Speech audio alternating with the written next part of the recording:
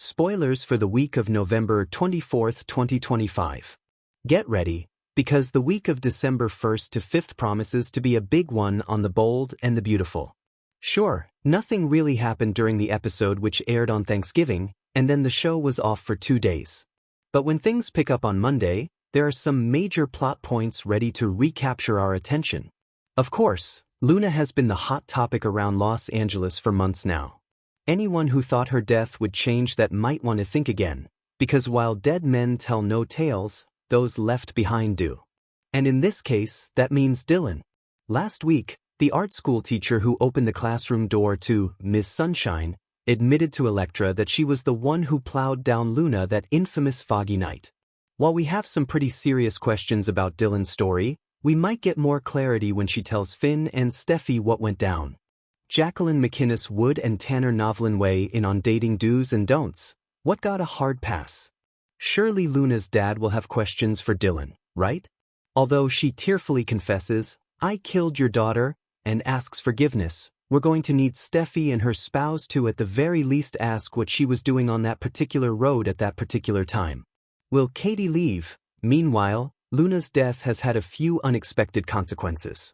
While Ridge and Brooke thought they were helping Katie out by bringing in an outside PR firm to handle the resulting scandal, she might not be entirely convinced that's the case. Enter Dollar Bill, who knows exactly what a valuable asset his favorite ex-wife is. In fact, he thinks she should ditch all things Forrester and fully commit to being a Spencer by working with him at the publishing house bearing his name. If Katie decides to do that, might she convince Sunwell to come along, and in doing so kick off a Spencer/Forrester family feud? Here we go again. Remember a while back, when Ridge tried basically hustling Dad Eric out the door? At the time, he suggested that the Forrester patriarch would be far happier sipping margaritas on a yacht or, well, basically doing anything except work.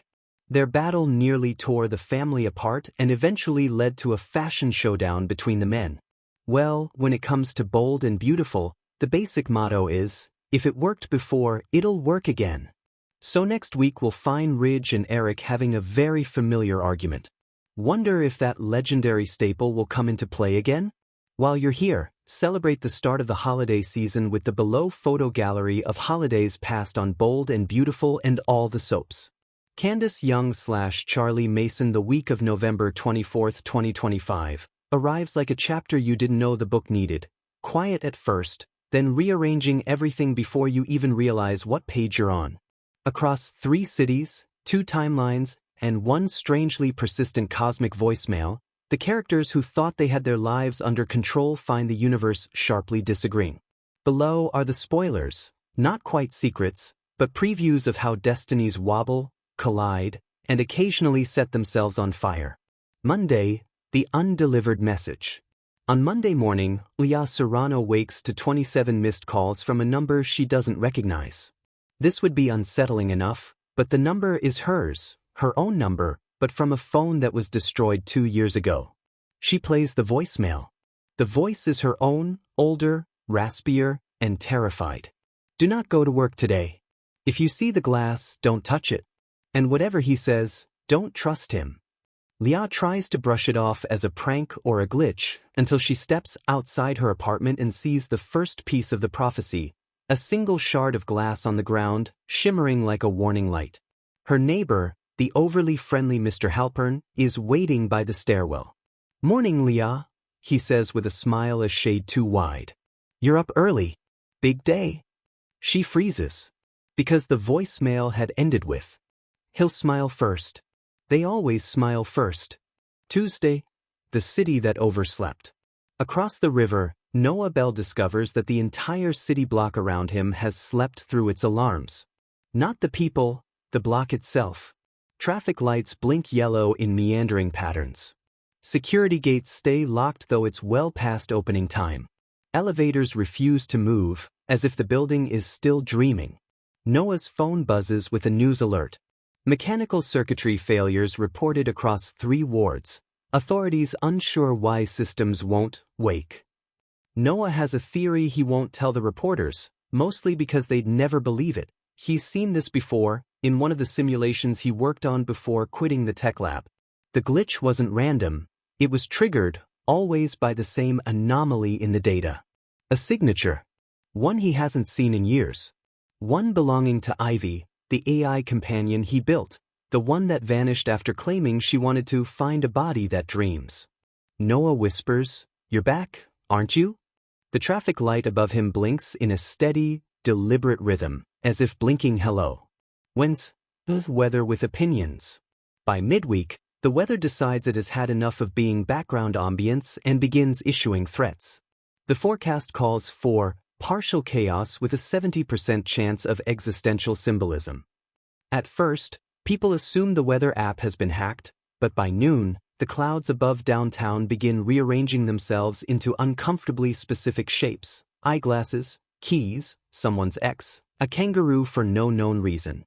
Meteorologists break into a live broadcast with panic edged under their professionalism. This is not how clouds behave. The leading theory comes from Dr. Sanaa Al-Youssef, a climate theorist who once tried to quit her job, but the atmosphere itself kept sending her signs to stay. "This isn't weather," she explains. "This is a message. And I think it's spelling something."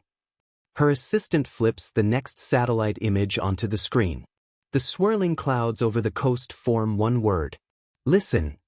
Thursday, the things that were never lost. On Thursday, objects that were once lost begin returning to their owners without explanation. Keys show up in coat pockets. Childhood toys reappear on desks. Someone reports receiving a library book they never returned in 1998, complete with a note that reads, "All debt forgiven, just this once." For Gabe Rowan, the returned object is a compass his grandfather carried in the war, lost on a train 6 years ago. It turns up on his kitchen table, ticking faintly, pointing north even when he turns it upside down. The compass wasn't magical before. It is now. It spins suddenly, then stops so abruptly that Gabe jumps. The needle points not north but toward the woods behind his house, a place he hasn't stepped foot in since the night everything went wrong. The message is clear: someone, or something, wants him to go back. Gabe doesn't want to. But the compass keeps ticking. Louder. Insistent. Friday, a bargain in the dark. Friday belongs to Anya West, a journalist who prides herself on never being surprised. Unfortunately for her, the stranger waiting in the alley behind the newsroom is entirely new territory. He wears a coat that seems older than any century she has studied. When he speaks, the air chills, not theatrically, but with the precise efficiency of a refrigerator door left open.